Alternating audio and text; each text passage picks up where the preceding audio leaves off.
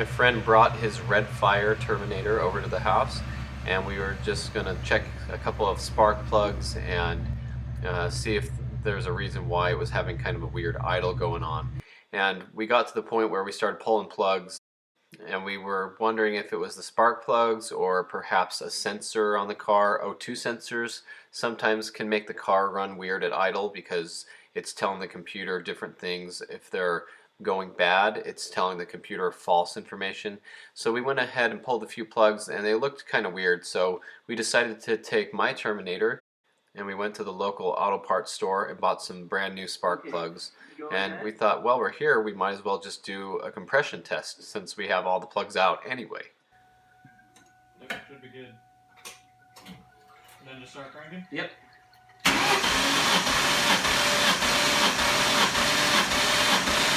That's good. Perfect. Go.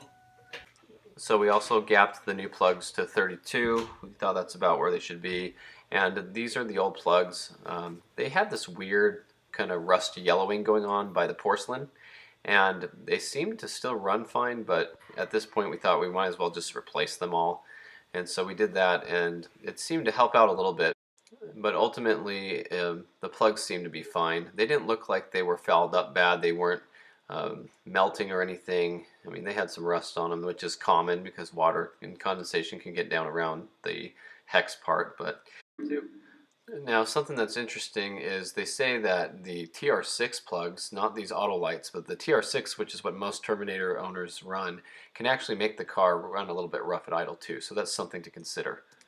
And so my red Cobra with the TR6 plugs, it seems to do that kind of little popping every few seconds as well. It doesn't misfire or anything, but it does make a little bit of a popping noise at idle.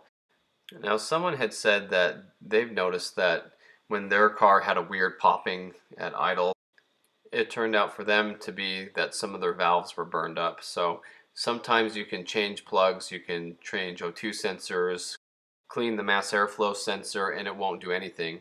And this car also has a little bit of a header leak, so it might even be that.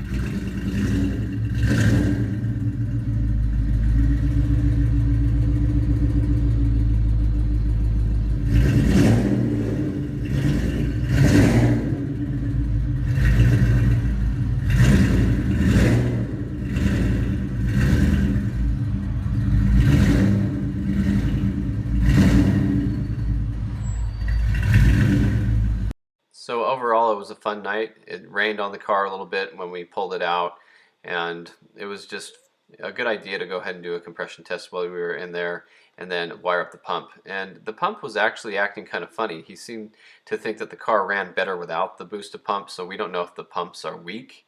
And so if anybody has anything to say about that, it seems like it kind of cuts out now at top end. So he unplugged the pump, the booster pump, and now it runs a little bit better, he says. So we're still trying to figure that out, but I gave him some O2 sensors and some other things to try to swap in and see if it helps with the idle. So we'll let you know what goes on with this, but it's just fun to get together with new car buddies and work on our cars together. So I just thought I'd share what we were doing.